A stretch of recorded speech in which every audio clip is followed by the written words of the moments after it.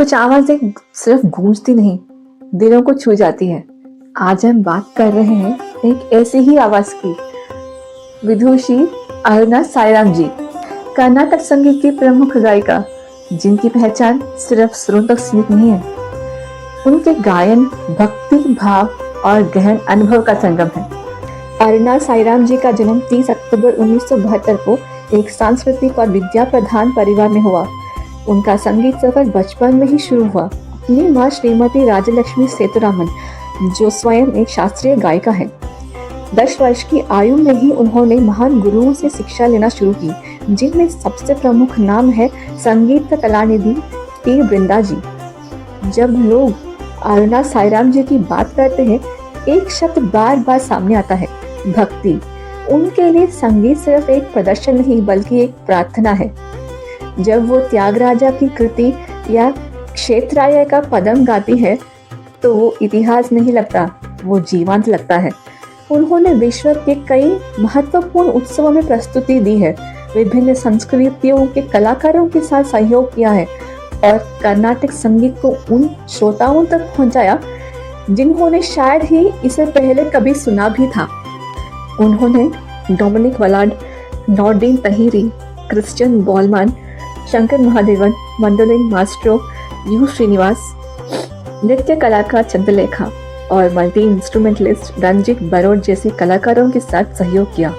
उन्हें कई राष्ट्रीय और अंतर्राष्ट्रीय सम्मान मिले, जिनमें Padmashri, US Congress proclamation of excellence, Kalaimamani, Sangeetha Choodamani, Padmashri, संगीत कलासारथी, संगीत कलानिधि शामिल है। उनकी विद्वता ने उन्हें BBC World Rhodes Academy project जैसे विश्वव्यापी मेंटोरिंग कार्यक्रमों का हिस्सा बनाया। उन्होंने यूरोप और अमेरिका की कई प्रसिद्ध विश्वविद्यालयों में व्याख्यान दिए और Indo French cultural exchange programme के तहत गुरु के रूप में भी आमंत्रण की गई है। 2011 में बीबीसी प्रॉम्स ने उन्हें रॉयल अल्बर्ट हॉल में प्रस्तुति के लिए आमंत्रित किया, जहां वो प्रॉम्स के 117वें वर्ष के इतिहास में पहली दक्षिण भारतीय शास्त्रीय गायिका बनी। उन्होंने Carnegie Hall, La Theatre de Bell, Opera National Lawrence, Royce Halls Los Angeles, Festival of World Sacred Music और चेन्नई के म्यूजिक एकेडमी जैसे मंचों पर भी प्रस्तुति दी है। उन्हें राष्ट्रपति भवन, इंदिरा गांधी और राजीव गांधी के स्मारक और कॉमनवेल्थ गेम्स जैसे विशेष अवसरों पर गाने का दुर्लभ सम्मान भी प्राप्त हुआ है। वर्तमान में वो संगीत नाटक अकेडमी की उपाध्यक्ष हैं। उनका अरुणा साईराम फाउंडेशन युवा संगीत साधकों को शिक्षा देने, उभरते कलाकारों को मंच देने और वरिष्ठ गुरुओं को सम्मानित करने के लिए समर्पित है।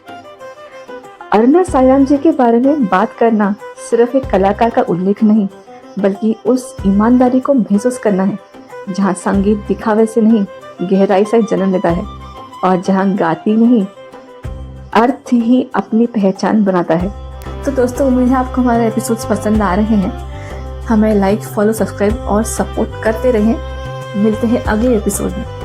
नमस्कार।